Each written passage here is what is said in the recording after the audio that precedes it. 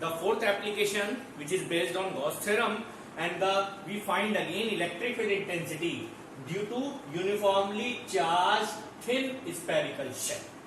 Okay, बहुत important है, पहले इसको समझेंगे फिर हम इसके लिए डेरिवेशन भी करेंगे. ओके, तो now we have a spherical shell. What is the meaning of spherical? Spherical तो समझ गए, स्फेयर शेप का, यानी स्फेयर फॉर्म में होगा. अब ये है थिन शेल. शेल मतलब अंदर से खोखला, यानी होलो भी कह सकते हैं आप इसे. कैसा शेल भी कह सकते हैं? होलो शेल भी कह सकते हैं, होलो स्फेयर भी कह सकते हैं. ठीक है, और इसको कंडक्टिंग भी कह सकते हैं. चलिए, तो इसके बहुत सारे नाम है. होलो भी कह सकते हैं, कंडक्टिंग भी कह सकते हैं, और हमारे पास थिन है, जैसे फुटबॉल. बाहर के सरफेस पे भी एयर, इनसाइड भी एयर, और पूरी की पूरी अंदर से होलो है. तो उसके लिए आज हमें डेरिवेशन करना है, electric field intensity find out करनी है. सबसे पहले इसने कहा थिन स्फेरिकल शेल. मैंने एक स्फेरिकल शेल बना दिया, यानी इस तरह से लेकर. ठीक है जी, और स्फेरिकल शेल है, सेंटर ले लिया O, और स्फेरिकल शेल की मैंने रेडियस ले ली कैपिटल R. चलिए, खोखला अंदर से होलो है, कंडक्टिंग भी कहेंगे. अब मैंने इसको चार्ज दिया. जैसे ही मैं इसे चार्ज दूंगा, ये चार्ज सरफेस पे फैल जाएंगे. क्यों फैल गए? रीजन क्या है फैलने का? क्योंकि चार्ज को जा देंगे वो तो स्टेशनरी वहीं रुक जाएगा. क्योंकि जब बहुत सारे चार्ज होंगे आपस में एक दूसरे पर रिपल्शन करेंगे, और जब रिपल्शन की फोर्स आपस में बैलेंस हो जाएगी तो चार्ज अपनी अपनी एक दूरी बनाकर पूरे सरफेस पर डिस्ट्रीब्यूट हो जाएंगे यूनिफॉर्म तरीके से. तो इसलिए हमने लिखा यूनिफॉर्मली चार्ज, इस तरह से फैल जाएंगे. ठीक है जी, तो यूनिफॉर्मली चार्ज समझ में आया. तो उसके बारे में हम थोड़ा सा पॉइंट लिख दें. Number 1, consider a thin spherical shell of radius capital R. ठीक है, हमने थिन स्फेरिकल शेल लिया, रेडियस कैपिटल R लिया, having uniform with surface charge density. Surface पे फैला, having uniform surface charge density. ठीक है, यूनिफॉर्म सरफेस चार्ज डेंसिटी होगा, फॉर्मूला सबको पता है, charge per unit surface area. Yes, तो सबसे पहले हमने फिर दोबारा से समझाया. यहां पर आपके पास में स्फेरिकल शेल है, स्फेयर फॉर्म का, थिन है, अंदर से होलो, खोखला, कंडक्टिंग, कि जैसी चार्ज दिया वो पूरे सरफेस पर फैल गया. फैला क्यों? क्योंकि आपस में एक दूसरे चार्ज ने रिपल्शन करी, और जब रिपल्शन की फोर्स आपस में बैलेंस हुई एक दूसरे की वजह से, तो वहीं का वहीं रुक गया और यूनिफॉर्म तरीके से फैल गया. तो हमने लिखा consider a thin spherical shell. इस स्फेरिकल शेल की रेडियस R है, मैंने R दिखाई. Having uniform surface charge density. Surface charge density uniform है, फॉर्मूला पता है, sigma charge upon area. Area है स्क्वायर का 4 पाई R स्क्वायर. अब हमें क्या करना है? इलेक्ट्रिक फील्ड इंटेंसिटी निकालनी है. यहां पर इलेक्ट्रिक फील्ड इंटेंसिटी 3 अलग अलग जगह निकाली जाएगी. Outside the shell, on the surface and inside the shell. तो we have 3 different point we calculate. मगर हमें लिखना पड़ेगा, क्या लिखना पड़ेगा? We calculate electric field intensity due to spherical shell. ठीक है, स्फेरिकल शेल की वजह से आपको इलेक्ट्रिक फील्ड इंटेंसिटी निकालनी पड़ेगी. कहां पे निकालेंगे? कहां निकालेंगे? Eight 3 locations. 3 अलग अलग लोकेशंस होंगी. नंबर A लोकेशन होगी outside the shell. Number 2 location होगी ऑन द सरफेस, और नंबर 3 लोकेशन होगी इनसाइड द शेल. ठीक है, we have 3 different locations, outside, surface and inside. मगर जहां पर भी वो लोकेशन होंगी आपको पता है सरफेस बनेगा, है ना? कौन सा सरफेस बनेगा? हमने लिखा ड्रॉ स्फेरिकल गॉसियन सरफेस. हमने स्फेरिकल गॉसियन सरफेस बना दिया. ठीक है, स्फेरिकल गॉसियन सरफेस एट जो भी पॉइंट होगा at that point having radius small R from centre. जहां पर भी आप बनाएंगे, आउटसाइड होगा तो आउटसाइड बनाएंगे, इनसाइड होगी तो इनसाइड बनाएंगे, सरफेस होगी तो सरफेस में बनाएंगे, मगर जहां भी बनाएंगे उसका रेडियस आप स्मॉल आर लेंगे फ्रॉम द सेंटर। चलिए तो वन बाय वन करके हम एक एक करके फाइंड आउट करेंगे। सबसे पहले हमने फाइंड आउट किया ये समझो मैंने when point P lies outside the shell, यानी बाहर होगा, outside the shell. Outside the shell में स्मॉल आर बड़ा होगा और रेडियस छोटा होगा, फिगर में दिखा रहे होगा आपको। ठीक है, हमने कहा लेफ्ट वो पॉइंट ये रहा P, यहां से यहां तक की दूरी है स्मॉल आर।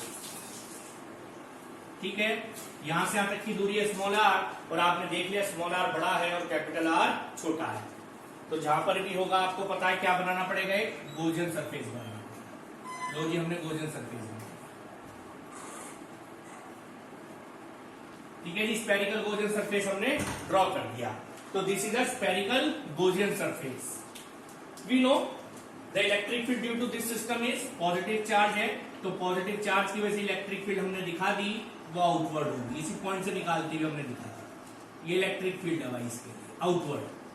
ऐसी यहां के लिए दिखा दी आउटवर्ड, ऐसी हमने यहां के लिए दिखा दी आउटवर्ड, और ऐसी हमने इधर के लिए दिखा दी, वो भी आउटवर्ड होगी। When point P lies outside the spherical shell। ठीक है, चलिए गॉस थ्योरम अप्लाई करते हैं। मैंने लिखा according to Gauss theorem. Yes, we know the value of Gauss theorem. Surface integration of E vector dot ds vector equals to q upon,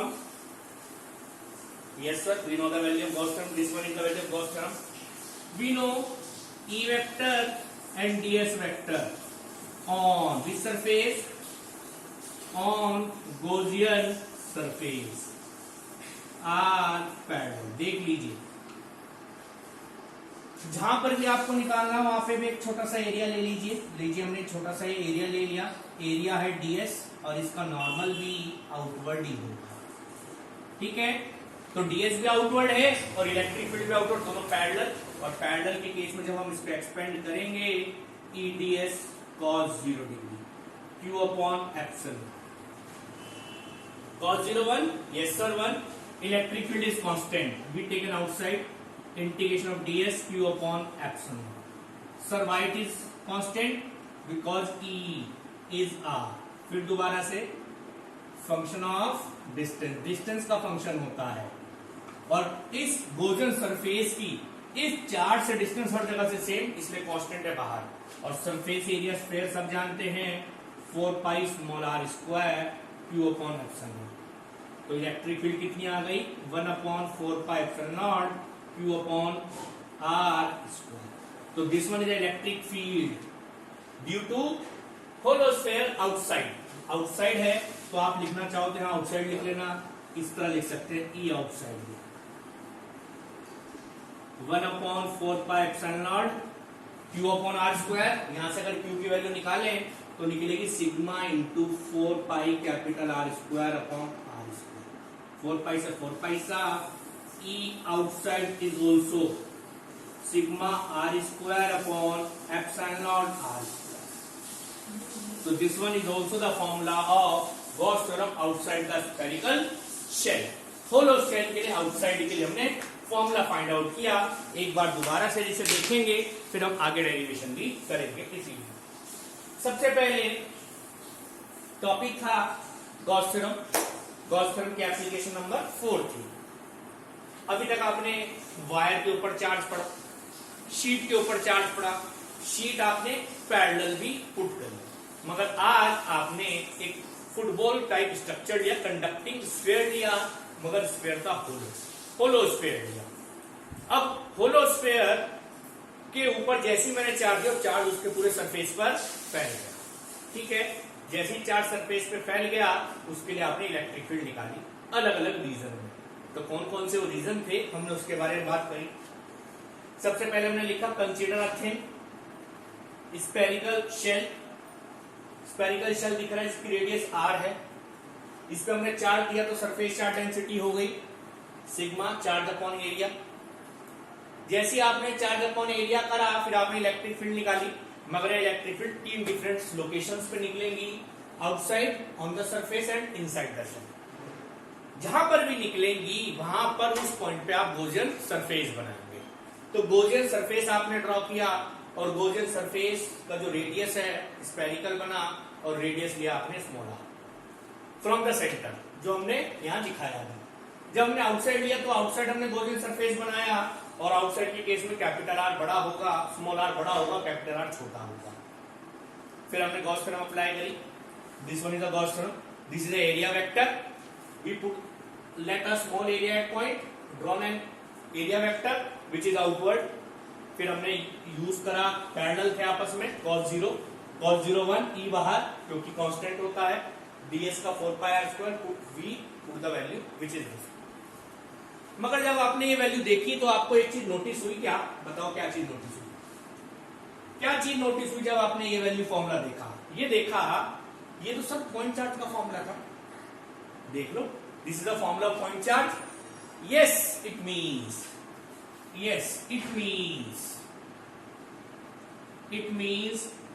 outside the shell. The outside the shell behave like a point source or point charge electric field. बिल्कुल same आपके लिए, which is directly proportional to 1 upon R square, उनका inversely proportional to radius का square. तो ये तो outside का formula था। सरफेस पे होंगे तो क्या होगा, इनसाइड होंगे तो क्या होगा, जिसके लिए अब हम डेरिवेशन आगे कर रहे हैं, सरफेस के लिए और इनसाइड के लिए। बहुत आसान है, कोई मुश्किल नहीं है सरफेस और इनसाइड का, मगर जहां पर भी होगा एक गॉसियन सरफेस आपको ड्रॉ करना ही पड़ेगा। आइए देखते हैं सरफेस पर क्या होगा। बहुत आसान है, कुछ भी नहीं है सरफेस के लिए। तो चाहते तो हम इसी डेरिवेशन में कर देते हैं आपके लिए, मगर अभी तो आप शुरुआत कर रहे हैं तो इसलिए हमें करना पड़ेगा ऐसे। चलिए, ये तो बात हुई आउटसाइड की। मैंने आउटसाइड वाले सारे सोर्स रख कर, सारे के सारे सोर्स मैंने आउटसाइड के जो भी मैंने ड्रॉ करे थे मैंने रख कर दिए। सेंटर O है और ये रेडियस R है, ठीक है। ये चार्ज जो है पॉजिटिव नेचर का था, हमने पॉजिटिव ही मार्क कर दिया, ठीक है। अब चलेंगे सेकंड केस में। इसी का केस नंबर 2 है, ऑन द सरफेस। जब सरफेस पे आएंगे तो स्मॉल आर और कैपिटल आर बराबर हो जाएगा। देख लीजिए आपके सामने, क्योंकि यही इसी के ऊपर गॉसियन सरफेस बनेगा जो मैं नहीं बना रहा हूं, मगर दोनों बराबर हो जाएंगे सरफेस पर। फिर आपने अप्लाई किया E vector dot ds vector equal to Q upon epsilon. Surface पे भी इलेक्ट्रिक फील्ड आउटवर्ड होगी, इस तरह से ही छोटा सा एरिया लेंगे, उसका नॉर्मल भी आउटवर्ड होगा, ठीक है। फिर दोबारा से वही करा, E vector dot E ds cos 0 Q upon epsilon not. फिर वही लिखेंगे E and ds are parallel, ठीक है। E कांस्टेंट है बाहर, integration ds cos 0 1 Q upon epsilon. E is R। फिर दोबारा से वही फंक्शन ऑफ डिस्टेंस। चलिए जी, कर दिया। फिर इसका करेंगे, मगर यहां radius 4 pi small r square रखें, मगर चाहे तो आप कैपिटल R भी रख सकते हैं, क्योंकि दोनों आपस में इक्वल हैं। तो इलेक्ट्रिक फील्ड फिर दोबारा से वो आई 1 upon 4 pi epsilon not Q upon R square, या E equal to 1 upon 4 pi epsilon not Q upon capital R square. From equation first याद है, सिग्मा इक्वल टू मैंने Q निकाल लिया, sigma into 4 pi capital R square. ये यहां put करेंगे तो therefore E on the surface is become 1 upon 4 pi R square Q upon R square. मैंने Q की वैल्यू पुट कर दी सिग्मा 4 पाई R स्क्वायर। 4 पाई से 4 पाई, R स्क्वायर से R square, which is the electric field is become sigma upon which is maximum on the surface और constant. Yes, तो यानी surface के लिए आ गया, बिल्कुल कुछ भी नहीं हुआ, सरफेस में तो बहुत आसान था। सरफेस के बाद अब हम चलेंगे इनसाइड के लिए, जो बहुत ही इंपॉर्टेंट है। देखते हैं इनसाइड क्या होगा।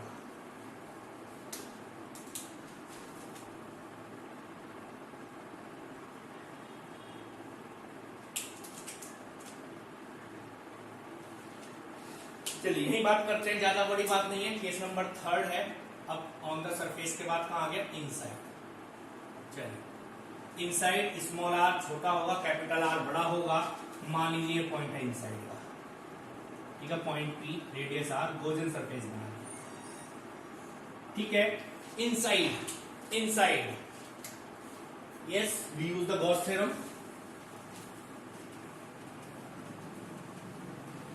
We use the Gauss theorem inside.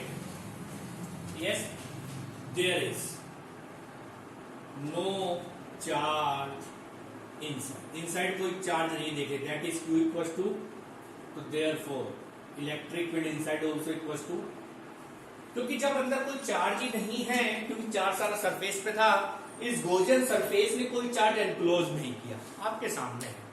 जब कोई चार्ज एनक्लोज नहीं किया तो इलेक्ट्रिक फील्ड भी नहीं होगी, विच इज 0। तो आपने सारी वैल्यूज देखी और यहां पर आपने सारे फॉर्मूलेस के एक तरफा लिख लिए, जिसका हम डायग्राम बनाएंगे, ठीक है।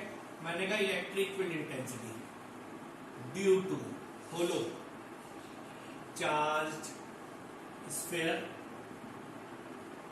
ठीक है, थिन स्पेरिकल शेल भी कहते हैं और कंडक्टिंग स्फीयर भी कहते हैं, जो लिखा है। सबसे पहले ई आउटसाइड फॉर्मूला लिख रहे हैं 1/4 pi epsilon not Q upon small r square. ओ मतलब आउटसाइड। दूसरा formula sigma r square upon epsilon naught r square, ठीक है। और हमने देखा electric field outside inversely proportional to, पक्का? Yes. E on the surface 1/4 pi epsilon not Q upon capital R square, क्योंकि इस केस में स्मॉल r बड़ा था कैपिटल R से, इस केस में दोनों इक्वल हैं और फॉर्मूला आएगा सिग्मा अपॉन एप्सिलॉन नॉट, और E इज सरफेस पर मैक्सिमम होगा, ठीक है। फिर इसके बाद R is less than capital R, ये इनसाइड है, E इनसाइड इक्वल्स टू 0। तो this is the derivation due to hollow sphere. But इसमें बहुत इंपॉर्टेंट है ग्राफ, इसका ग्राफ भी आ जाता है। वो कहेगा आपसे draw the graph between electric field and distance, और वो भी होलो स्फीयर। सबसे पहले होलो स्फीयर के सेंटर पे होंगे हम, सेंटर से बाहर की तरफ चलेंगे, यानी ये सारा region R is less than का R का है, यानी सारा रीजन इनसाइड है। इस पॉइंट पर ये दोनों बराबर हो जाएंगे, यानी ये पॉइंट किसको इंडिकेट कर रहा है सर? ये पॉइंट सरफेस को इंडिकेट कर रहा है। इसके बाद ये सारा पॉइंट आउटसाइड कहलाएगा, यानी R इज ग्रेटर देन। तो हम चले कहां से? हम चले सेंटर से। सेंटर इनसाइड से लेकर सरफेस तक बिल्कुल 0 होगी, इनसाइड से लेकर सरफेस तक बिल्कुल 0 होगी। सरफेस पे मैक्सिमम होगी, जो भी वैल्यू होगी वो मैक्सिमम होगी ई ऑन द सरफेस, क्योंकि देख लीजिए मैक्सिमम। और उसके बाद आउटसाइड इनवर्सली का ग्राफ सब जानते हैं, ऐसा कोई नहीं है जो इनवर्सली का ग्राफ नहीं जानता। तो this one is the graph, ये टच नहीं होगी इस पर। This one is the graph due to a hollow sphere with distance, okay. तो यहां पर तो ये होलो स्फीयर हुआ, अगर सर सॉलिड स्फीयर होगा तो क्या होगा? तो इसी के बाद हम जो डेरिवेशंस करेंगे, एक आखिरी डेरिवेशन गॉस थ्योरम का, वो होलो स्फीयर के बाद सॉलिड स्फीयर के लिए। Now we have a fifth derivation of Gauss theorem, which is the last derivation of this part, and which is now the solid sphere. Okay, uniform charge solid sphere, और we also call non-conducting. अभी तो अंदर से होलो था, मगर अब होलो नहीं है, अब सॉलिड स्फीयर है। उसके लिए आपको फाइंड आउट करनी है, सेम प्रोसेस उसी की तरह चलेगा होलो की तरह, मगर यहाँ थोड़ा डिफरेंस केवल एक इनसाइड का है। तो इनसाइड का क्या डिफरेंस है उसके बारे में हम आपको बताएंगे, मगर उससे पहले हम कुछ फिर दोबारा से बेसिक लिखवा दें आपको।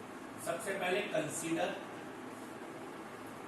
A solid sphere of radius capital R with uniform. Now here we have a volume, charge density, not surface, not linear, it's a volume charge density, that is charge per unit volume. It means its rho charge upon volume, volume of the sphere is 4 by 3 pi r cube. Equation number 4 इसको हम इस्तेमाल करें। ठीक है, अब यहां पर भी हमें इलेक्ट्रिक फील्ड निकालनी है, मगर हम जो यहां पर केस शुरू करेंगे वो हम इनसाइड से करेंगे। ठीक है, ठीक है, इनसाइड अ सॉलिड स्फीयर, बहुत इंपॉर्टेंट है। चलिए डायग्राम में देखेंगे, बहुत इंपॉर्टेंट है आपके लिए। सबसे पहले मैंने वो सॉलिड स्फीयर,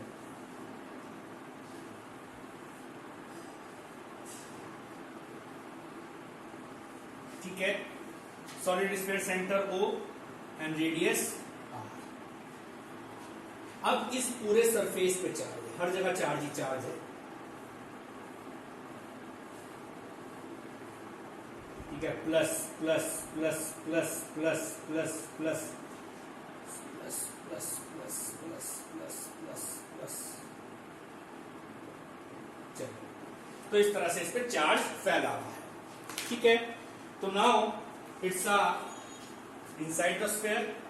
जब इनसाइड द स्फीयर होंगे हमें गॉसियन सरफेस बनाना पड़ेगा। Draw spherical Gaussian surface of radius small are is greater than capital. Spherical यानी sphere Gaussian surface of radius this having charge, और इस पे जो चार्ज होगा वो कुछ कम होगा, मैंने कहा Q dash, which is less than Q, जो हमने चार्ज डिस्ट्रीब्यूट करा उससे कुछ कम होगा। लीजिए, मान लीजिए इस पॉइंट पे निकालिए, पॉइंट P पे, और इस पॉइंट P की यहां से दूरी R, तो मैंने गॉसियन सरफेस बनाया। ठीक है, और इस गॉसियन सरफेस पे जो ये चार्ज है इतना, ये वाला जिसपे मैंने इस तरह से लगाया, इस पे जो चार्ज है वो Q डैश है। ठीक है, इस पे जो चार्ज है वो मैंने Q डैश दिखाया, दिस इज Q डैश, क्योंकि अभी पिछले केस में कोई चार्ज नहीं था इनसाइड, मगर अब चार्ज है Q डैश। ओके, अगर आपने charge Q dash find out कर लिया तो आपका डेरिवेशन यही ओवर हो जाए, कोई फिर बड़ी बात नहीं रह जाएगी। तो मैंने कहा इनसाइड अ स्फीयर, मैंने जो भी पॉइंट जहां पे निकाले गॉसियन सरफेस बनाया, इस गॉसियन सरफेस पे जो चार्ज है वो Q डैश है। मैंने लिखा where Q dash is a charge on this surface on Gaussian sphere, जो भी आपने माना। ठीक है, अब इसे कैसे आप निकालें? आपके पास यूनिट पोर्शन के लिए चार्ज मौजूद है, विच इज वॉल्यूम चार्ज है यूनिट वॉल्यूम के लिए। तो what is the charge on this volume? Yes, बहुत आसान है। तो therefore charge on Gaussian surface is equal to volume charge density, जो भी होगा यूनिट वॉल्यूम के, into volume of Gaussian sphere, या सरफेस भी लिख सकते हैं। ठीक है, बहुत आसान है, अभी दोबारा समझा देंगे कैसे निकाले चार्ज। तो चार्ज है गॉसियन सरफेस पे Q dash, volume charge density rho, और volume of this Gaussian surface is pi by 3, 4 by 3 pi small r, क्योंकि इसका रेडियस है स्मॉल आर। तो Q डैश ऐसे निकाल लिया आपने, रो इंटू 4 by 3, इसकी वैल्यू पुट कर दी, sorry, Q upon 4 by 3 pi R cube into 4 by 3 pi small R cube. Q dash आ गया कितना? Q R cube upon capital R. ठीक है, अभी एक बार इसे हम दोबारा समझाएंगे।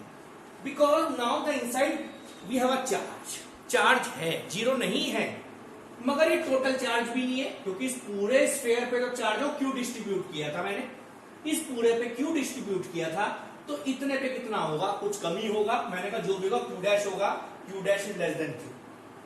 Now we find out Q dash. इसको भी दोबारा समझाएंगे, मगर mathematically charge on Gaussian surface, इस सरफेस पे चार्ज कितना होगा। मैंने कहा यूनिट वॉल्यूम पे चार्ज पता है, ये रहा, इसके वॉल्यूम से मल्टीप्लाई कर दो, यूनिट वॉल्यूम का charge into multiply by the volume of this Gaussian surface, we multiply find the value of this. एक बार और बताएंगे, मगर पहले डेरिवेशन कर देना। According to Gauss theorem, integration of E vector dot DS vector equals to total charge Q dash upon epsilon naught. Sir अब Q क्यों नहीं रखा, क्योंकि अब गॉसियन सरफेस ये है, इस पे गॉस थ्योरम लग रही है, इस पे जो चार्ज है क्यू डैश, इसलिए मैंने क्यू डैश रखा। फिर पहले तो हमने इसे एक्सपेंड किया, ई डीएस कॉस 0 डिग्री, इसकी वैल्यू भी पुट कर दी साथ साथ, Q R cube upon capital R cube epsilon naught, यहां लिख भी दिया, E vector and DS vector are parallel, अभी तक पिछले डेरिवेशन में भी यही था। ई बाहर, ई इक्वल टू कांस्टेंट, अब नहीं लिख रहे हैं हम बार बार, पता चल गया, Q R cube upon epsilon naught capital R cube. ठीक है, वी अगेन इन डीएस का इंटीग्रेशन हम सबको पता है, yes sir, E into 4 pi R square if because it's a sphere, जो कैंसिल आउट हो कैंसिल आउट कर दीजिएगा, सर कैंसिल आउट हो गई power, E inside is equal to 1 upon 4 pi epsilon naught, 4 pi epsilon not Q R upon are. So this one is the formula of electric field inside, but it is not zero, it's directly proportional to R. जैसे जैसे distance बढ़ेगा inside, वैसे वैसे electric field बढ़ेगी। अगर मैं इसकी terms में निकालना चाहूं, क्यू की टर्म्स में, तो मैंने कहा from equation number first, Q equal to rho into 4/3 pi. देख लीजिए, अगर मैं यहां से क्यू निकालूं तो ये वैल्यू इधर चला जाएगा, तो फॉर्मूला देखते हैं फिर क्या बनेगा। यस, तो E inside is equal to 1 upon 4 pi epsilon not, Q की जगह पुट करा rho into 4/3 pi R cube, ये R as it is upon R cube, इस आर क्यूब से आर क्यूब कट गया, 4 पाई से 4 पाई कट गया, तो फॉर्मूला कहां लिखा जाए, दिख जाएगा क्या, चलो कोशिश करते हैं। E inside equals to rho R upon 3 epsilon, ठीक है जी। तो this one is electric field inside, okay. तो इनसाइड इलेक्ट्रिक फील्ड इसमें सबसे ज्यादा इंपॉर्टेंट है।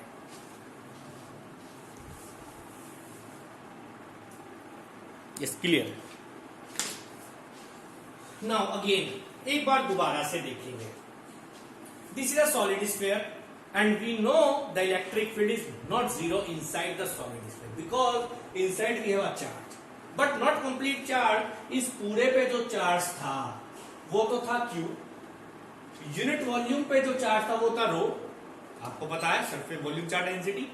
इस वाले पे चार्ज कितना होगा, मैंने कहा इस वाले पे चार्ज है Q dash, charge on Gaussian surface. How we find out this charge, charge on Gaussian surface equals to charge for unit volume into volume of this Gaussian surface. We solve this value Q dash. Now we use the Gauss theorem. Gauss theorem is this Q dash, क्योंकि Gaussian surface के लिए Gauss theorem लगाई गई है। Q dash की value हमने जो निकाली वो पुट कर दी। Yes, we integrate this 4 pi r square solve करके आ गया, और यहां से it is directly proportional to r, और we put the value of Q.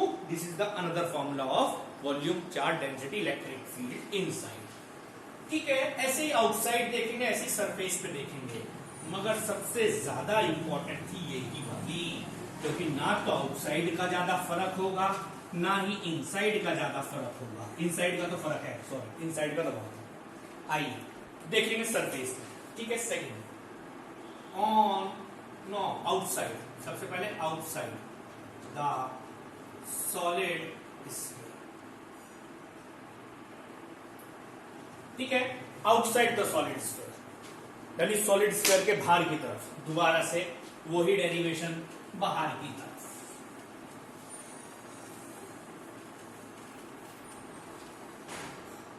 चलिए देखते हैं बाहर की तरफ क्या होगी। फिर मैं एक स्फीयर सा बना दूं थोड़ा सा वैसी, और हमने जो स्फीयर बनाया इस पे सब तरफ चार्ज ही चार्ज है। और हमने इस पॉइंट पे निकाला यहां से सेंटर से यहां तक की दूरी स्मॉल आर, ये दूरी थी कैपिटल आर। सबसे पहले तो यही हो गया, small are is greater than capital R, ज्यादा फर्क नहीं है इसमें। गॉसियन सरफेस बना लीजिएगा सेम उसी तरीके से, ठीक है। फिर डायरेक्शन बिल्कुल सेम चलेगा जैसे हमने करा था according to Gauss theorem. Surface integration of E vector dot, क्योंकि अब तो आउटसाइड है ना, पूरा चार्ज स्फीयर का आएगा सॉलिड का, तो इसलिए क्यू रखा। फिर वही E D S cos 0 degree Q upon epsilon not, E constant है बाहर, integration D S Q upon epsilon. फिर इसके लिए कर दिया 4 पाई आर स्क्वायर, बिल्कुल सेम, कुछ भी फर्क नहीं है, सॉलिड वाला ही, होलो वाला solid. 1 upon 4 pi epsilon not Q upon R square. This is outside, but from equation first Q equal to rho into 4/3 pi, ठीक है। तो therefore E outside is equal to 1 upon 4 pi epsilon naught rho into 4/3 pi R cube upon R square, sorry small, ठीक है। जो cancel out करिएगा तो E बना कितना, rho R cube upon 3 epsilon not R square on outside, ठीक है। Surface पर देखना चाहें, थर्ड केस सरफेस पर ज्यादा फर्क नहीं है, small R equal to capital R. E on the surface is 1 upon 4 pi epsilon naught, small R को कैपिटल आर से रिप्लेस करेंगे तो ये फॉर्मूला, इसमें रिप्लेस करेंगे तो ई सरफेस पर आ जाएगा रो आर अपॉन 3 एप्सिलॉन। यस, तो this one is the derivation for solid sphere. Inside इसमें सबसे अलग था, इनसाइड में आपने देखा सबसे अलग चीज, मगर यहां पर भी ग्राफ प्लॉट होगा, ग्राफ प्लॉट होगा आउटसाइड इनसाइड सबके लिए। आउटसाइड तो वही रीजन है आर स्क्वायर, सरफेस पे कांस्टेंट है, मगर यहाँ इनसाइड 0 नहीं है, तो सबके लिए ग्राफ प्लॉट कर रहे हैं। ग्राफ बनाना था, आउटसाइड का फॉर्मूला आया जिसके अंदर electric field outside inversely proportional to R square. E surface is constant और मैक्सिमम भी कह सकते हैं, and which is not 0, it is directly proportional to R. Okay, if we draw the graph again, this is a line of distance, this is centre, this is electric field, this is centre of the sphere, from here to here R is capital R. ये सारा reason inside का होगा, ये reason surface का होगा, इसके बाद जो भी रीजन होगा वो आउटसाइड होगा, ठीक है। अब इनसाइड 0 नहीं है, इनसाइड 0 नहीं है, सेंटर में तो 0 होगी, मगर इनसाइड आपकी डायरेक्टली प्रोपोर्शनल है, तो E inside directly proportional to, यहां पर मैक्सिमम सरफेस पर E सरफेस, और इसके बाद फिर दोबारा से वही E outside 1 upon R square. तो यहां पर 0 नहीं थी, इसलिए ग्राफ 0 का नहीं बना, इसलिए स्ट्रेट लाइन बना। वहां पर 0 थी तो वहां हमने 0 की लाइन बनाया था। This one is the 5th application of Gauss theorem. अब इनके ऊपर बेस्ड हम न्यूमेरिकल्स परफॉर्म करें।